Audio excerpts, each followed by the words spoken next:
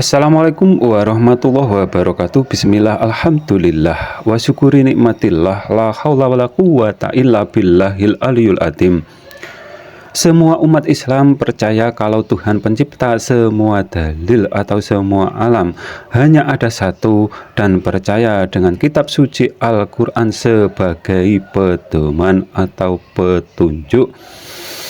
Juga percaya adanya nabi yang sebelumnya itu juga utusannya Tuhan pencipta semua dalil. Akan tetapi syariat yang diajarkan ke umatnya masing-masing malah dianggap sesat.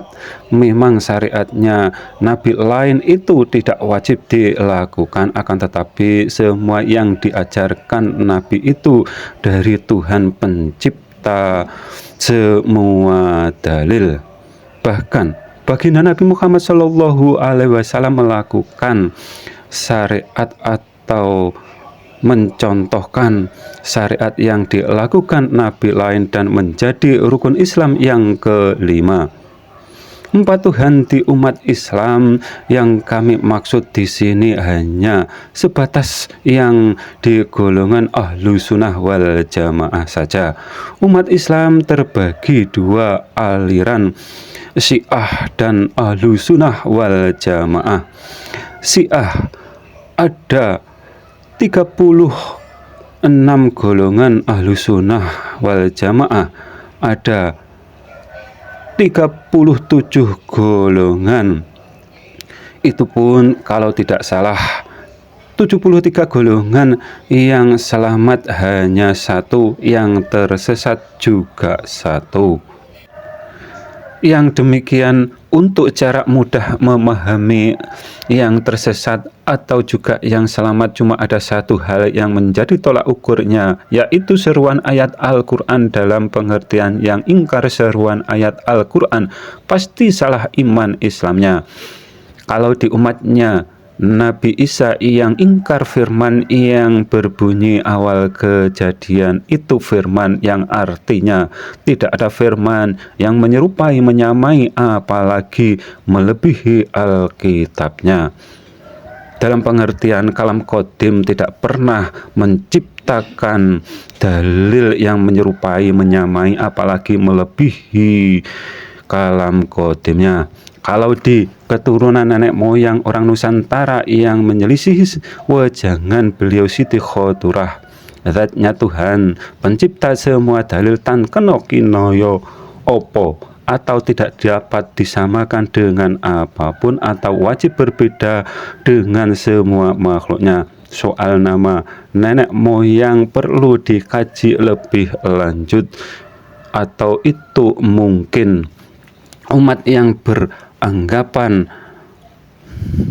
Tuhannya hanya setinggi Nabi Adam atau menyerupai Adam karena hanya iman satu sisi ayat ketuhanan, Tuhan titik-titik di atas titik-titik saja, dan ingkar sisi ayat ketuhanan, Tuhan titik-titik dekat titik-titik, dan pasti ingkar dengan seruan ayat Al-Quran yang Tuhannya disamakan dengan dirinya sendiri. Ada pula yang beranggapan secara lahir batin karena hanya iman satu sisi ayat ketuhanan, Tuhan titik-titik dekat titik-titik saja, dan ingkar sisi ayat ketuhanan, Tuhan titik-titik di atas titik-titik, atau yang sebaliknya sama dikiaskan atau digambarkan seperti Dajjal bermata sebelah atau bertauhid bermata sebelah karena memandang ayat Al-Quran hanya satu sisi ayat saja.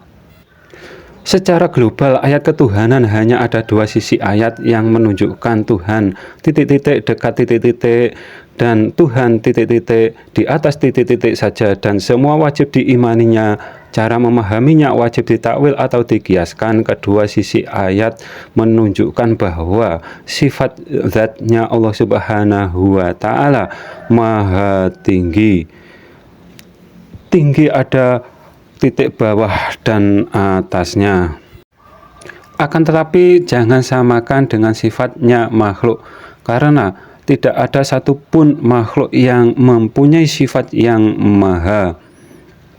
Zatnya Allah Subhanahu wa Ta'ala yang Maha Satu, zatnya tidak membutuhkan tempat, ruang, waktu, atau tidak membutuhkan makhluknya. Yang membutuhkan tempat, ruang, waktu itu pasti makhluk, dan makhluk pasti membutuhkan Tuhannya. Yang beranggapan Tuhannya dengan dirinya sama, banyak. Cara memahaminya berbeda-beda dan sudah kami bahas di video sebelumnya, dan mungkin akan kami bahas lagi nantinya. Yang Tuhannya sama dengan alam malakut, ini terjadi pada mereka yang mengamal spiritual atau secara umum disebut meditasi atau istighlat atau istighraq dan lain-lain. Di titik keheningan masuk ke alam bawah sadarnya, di situ akan melihat alam yang serba putih dan merasakan ketenangan, kedamaian, ketentraman yang di alam nyata atau kesadaran seperti biasa tidak akan ada atau dirasakannya. Dan di kitab titik-titik dijelaskan, bila bertemu titik-titik akan ada rasa nikmat yang belum pernah dirasakan sebelumnya. Akan tetapi ini masih dapat diingat oleh hati atau pikiran. Sedangkan yang dapat memahami zatnya Allah Subhanahu wa Ta'ala itu wilayahnya rohani, yang seperti di atas tadi. Kalau di kedokteran psikolog disebut masuk ke alam bawah sadarnya. Untuk memahami zatnya Tuhan pencipta semua dalil dengan benar dan tepat. Dua sisi ayat tersebut di atas wajib diimaninya, dan seruan ayat Al-Quran, jangan samakan, jangan sekutukan Tuhan dengan makhluknya, juga wajib diimani. Dan memahami zatnya Tuhan pencipta semua dalil sama persis dengan 99 sifatnya. Sering kami ajukan pertanyaan kepada mereka, zatnya Tuhan seperti apa? Jawabannya hanya bisuh, bahkan mereka menjadi pengurusnya di kantor NU ngakunya. Dan semua yang kami jelaskan di atas dari umatnya baginda Nabi Muhammad SAW yang ada di Nusantara ini saja. Islam Nusantara bersanad ke Simbah Syekh Khalil Bangkalan dan 9 wali. Secara syariatnya, mengapa sampai banyak perbedaan memahami zatnya Allah Subhanahu wa Ta'ala? Bahkan nenek moyang kita memojangkan zatnya Tuhan tan kenoki noyo opo. Semua manusia dibekali agama Islam agar sampai akhir hayatnya tetap iman Islam.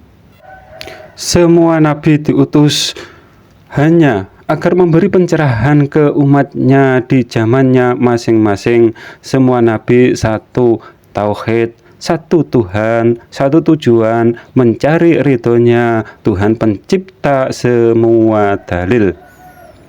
Amal ibadah hanya sarana mencari ridhonya Allah Subhanahu wa Ta'ala. Bila salah iman, neraka tempatnya, dan amal ibadahnya akan menjadi atau membakarnya. Karena salah iman pasti yang disembah berhala atas prasangkanya sendiri. Apabila ada kata yang salah, kami mohon maaf yang sebesar-besarnya. Waalaikumsalam warahmatullahi wabarakatuh.